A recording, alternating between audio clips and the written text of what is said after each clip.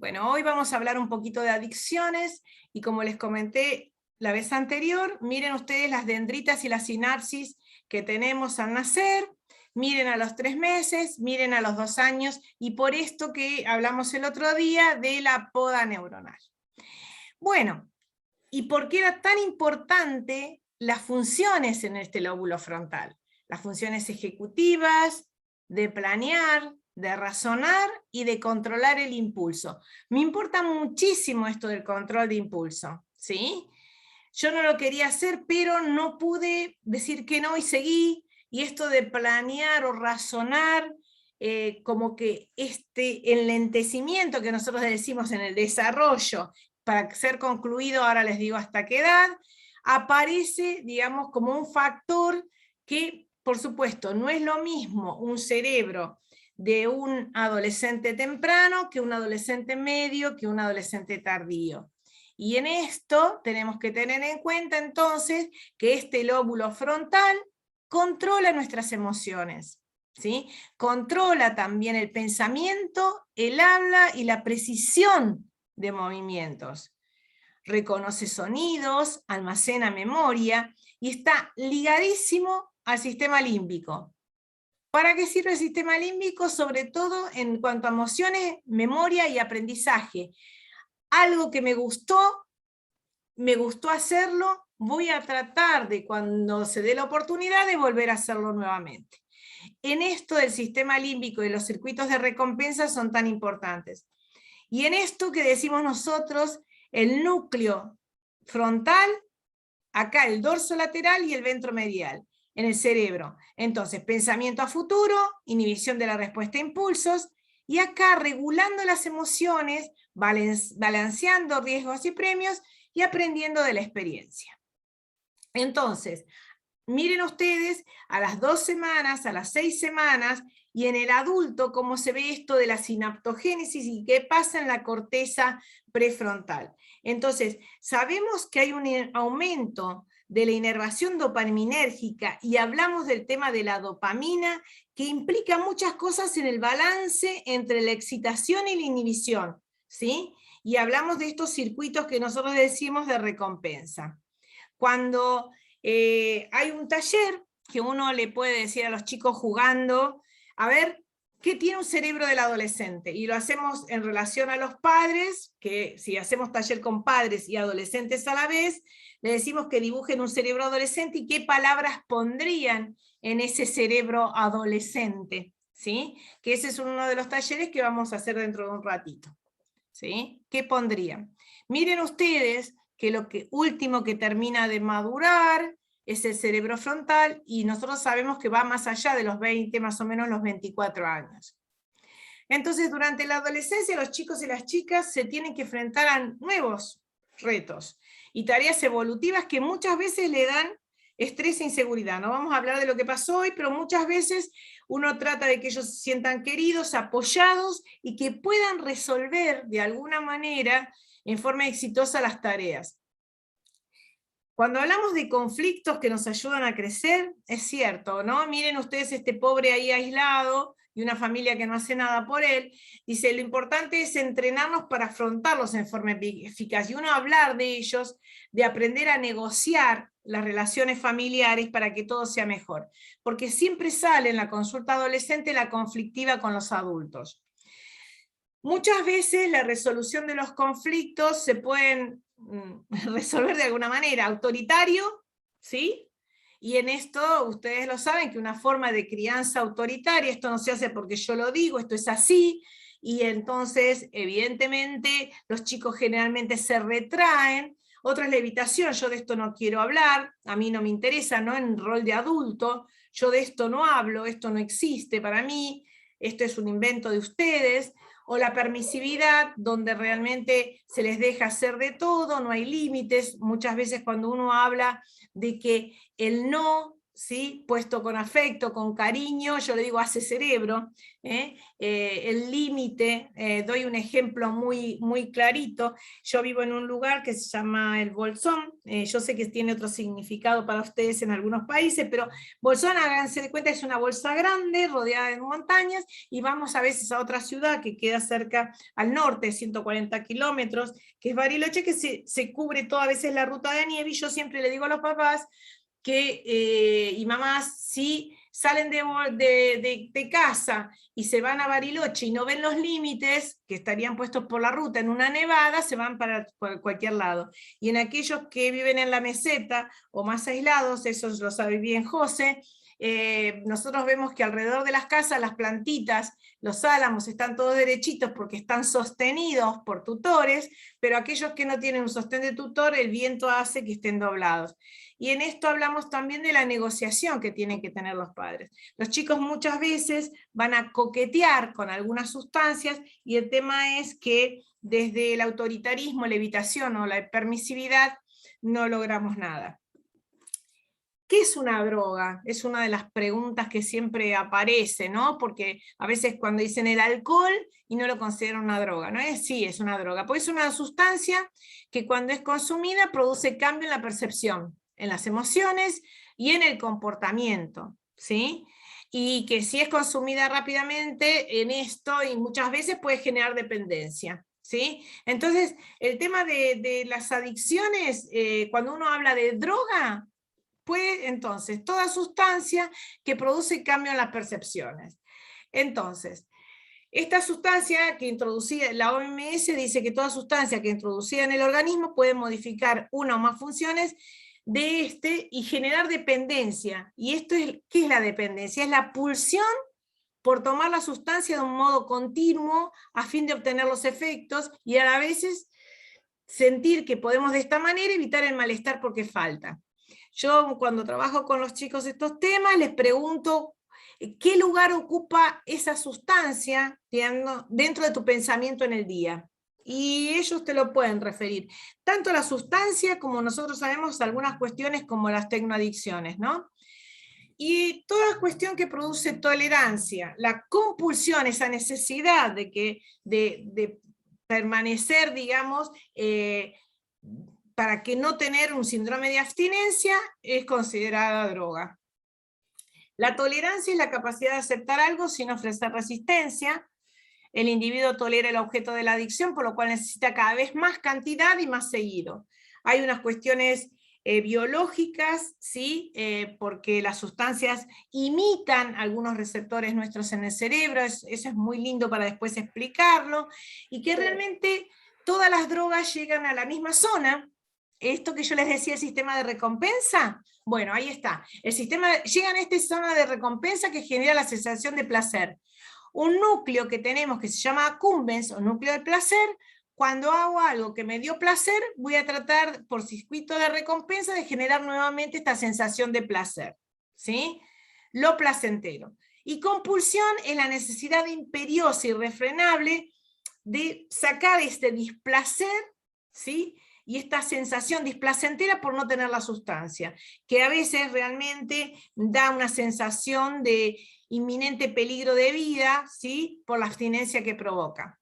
Y el síndrome de abstinencia son signos y síntomas psíquicos y físicos también, no solamente psíquicos, que tiene el individuo en una amplia gama de sensaciones que van desde lo displacentero solamente a algo de alteraciones psicofísicas severas según lo que sea el objeto de adicción, ¿no? ¿Qué pasa? Muchos chicos hablan del uso nada más, esto es el uso habitual de los fines de semana, los chicos no tienen alteraciones en su vida afectiva, escolar, laboral, y nada, esto del giro de estado de ánimo, es decir, el hecho de que generalmente no llegan a veces la intoxicación, consumen cada tanto, tienen la suerte de a veces no quedar pegados, ¿no? El abuso es el uso regular durante la semana con episodios de intoxicación, con un compromiso que realmente muchas veces se resiente en todos los aspectos de la vida familiar y como que tienen una doble vida, ¿no? un compromiso, por un lado tratan de cumplir con algunas cuestiones sociales y familiares, pero por otro lado está la dependencia, ¿no?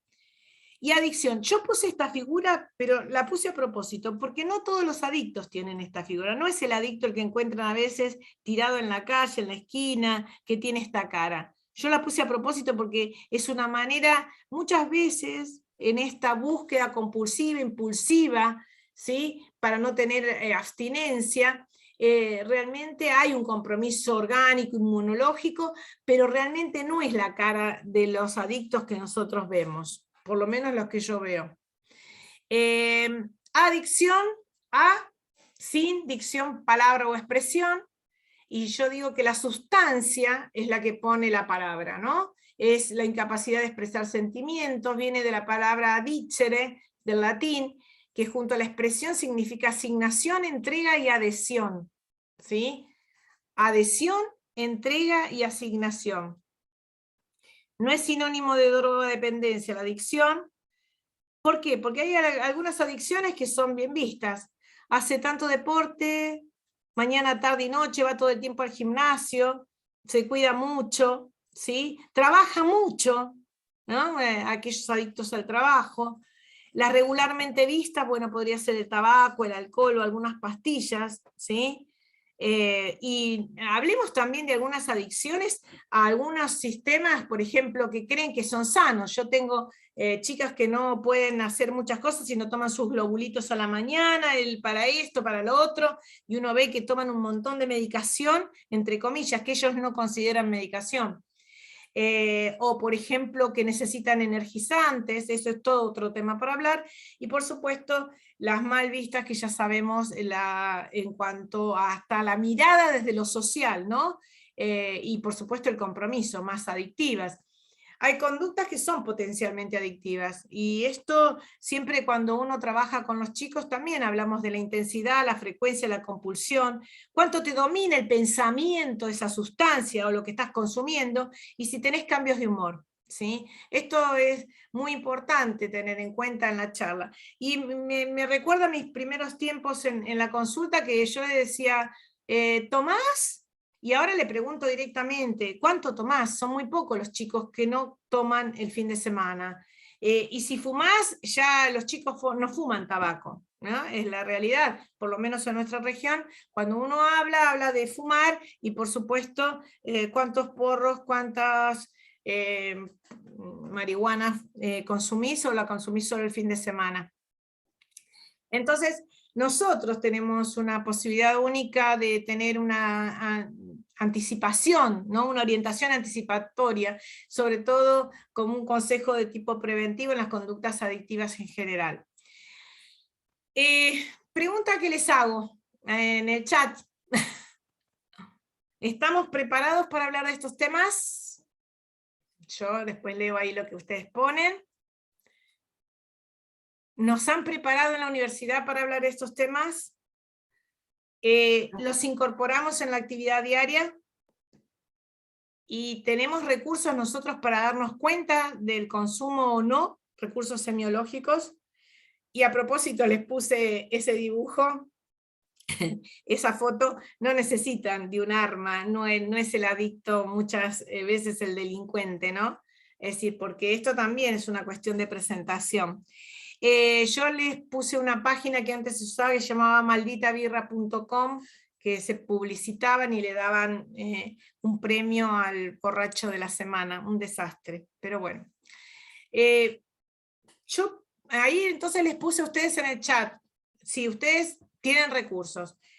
Pero yo siempre digo esto, que el tema adquiere importancia para ocuparse de él, no porque las normas lo incluyan, sino que nosotros le damos un significado y le ponemos como parte de nuestro interés.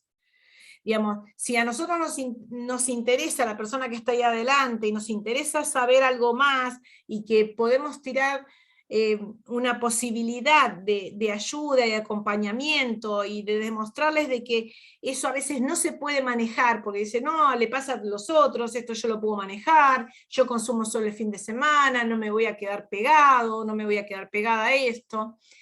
También entonces los espacios de reflexión. Muchas veces nosotros vemos que los chicos consumen por la falta de proyectos, de inserción social, o que no hay sostén en los adultos que están al lado de él, que hay muchas veces borramiento de diferencia generacional. Esto lo veo mucho acá, digamos, los chicos consumen con los padres, ¿sí? Y hay modelos adictivos, al gimnasio, a todo lo que consumo, esto es lo que hablábamos de estas cuestiones líquidas en nuestras sociedades, muchas veces a medicamentos, tienen que consumir algo, ¿no? Y el hecho de la Internet. Nuestras propias incertidumbres y también contradicciones frente a estos temas, que no es fácil abordar, ¿no? Entonces la idea es que seguir formándonos, tratar de disminuir las oportunidades perdidas en prevención de estos comportamientos de riesgo, incluir temas como el uso del tabaco, el alcohol y otras sustancias en la consulta. Y me parece que es importante investigar un poco las conductas familiares, la tolerancia familiar y social, ¿no? Mi hijo no, el otro el que consume es el amigo, le encontramos una tuca, bueno, le encontramos una pipa de marihuana, pero no es de él.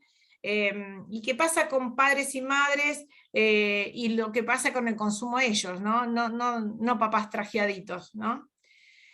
Muchas veces, a veces hay que trabajar con las familias, y como nosotros trabajamos prevención del abuso desde muy chiquitos, la prevención del consumo también la deberíamos de trabajar desde muy chiquitos, ¿no? Entonces, el hecho de que valorizar los recursos que la familia tiene y que hacen parte de lo cotidiano, ¿no?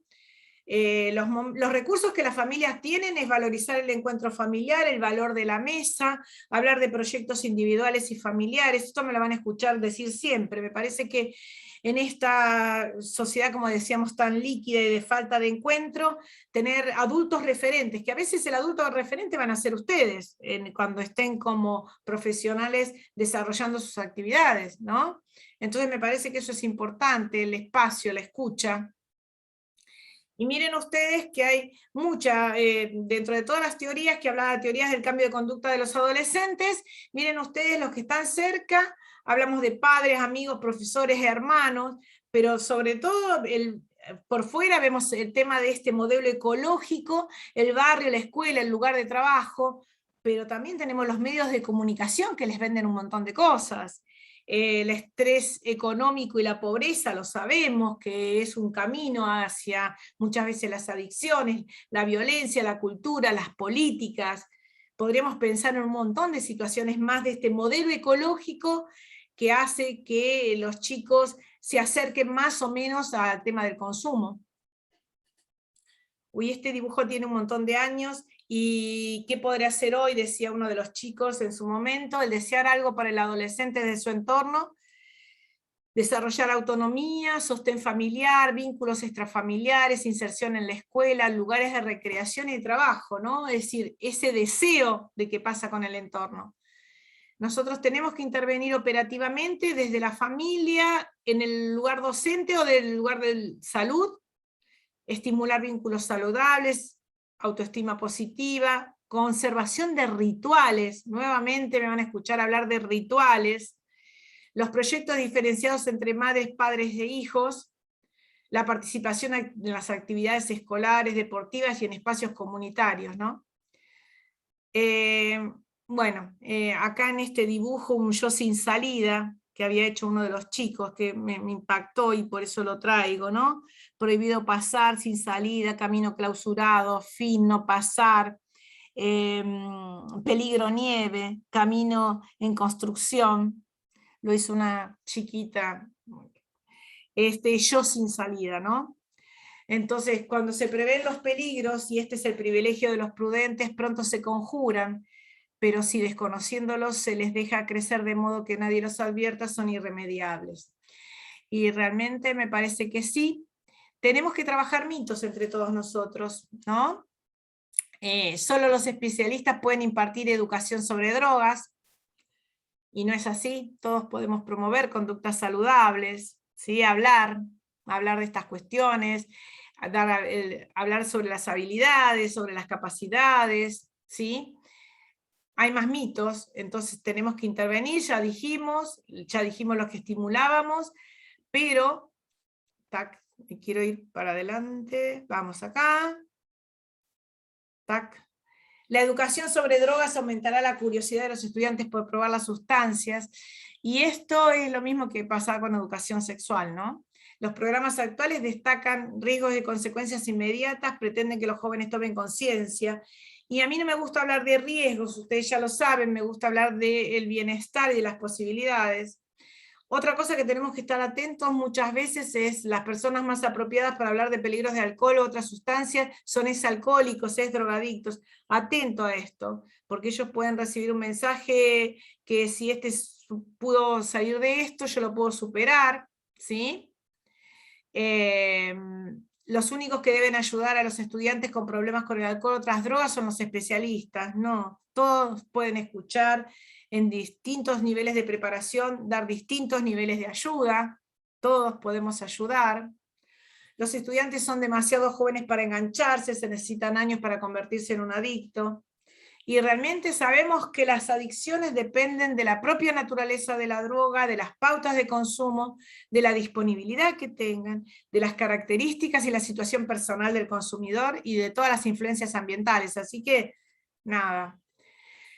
Esto de las drogas blandas y las drogas duras, ¿sí? Es importante. Muchas veces, antes se hablaba del tema de las drogas puente, pero antes de hablar de esto, porque no quiero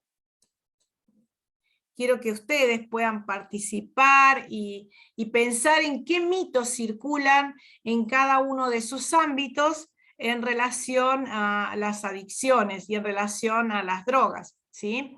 Así que vamos a separarnos en grupos para poder hablar en estos mitos y en estas cuestiones que nosotros vemos en relación a las adicciones, ¿sí? Y cuáles son los mitos más frecuentes que ustedes, como la otra vez vimos los mitos en sexualidad, qué mitos ustedes piensan y ven, como esto que dijimos, que un porrito no pasa nada, que el tema del alcohol yo lo manejo. Entonces ahora vamos a reunirnos en grupos para poder trabajar esto.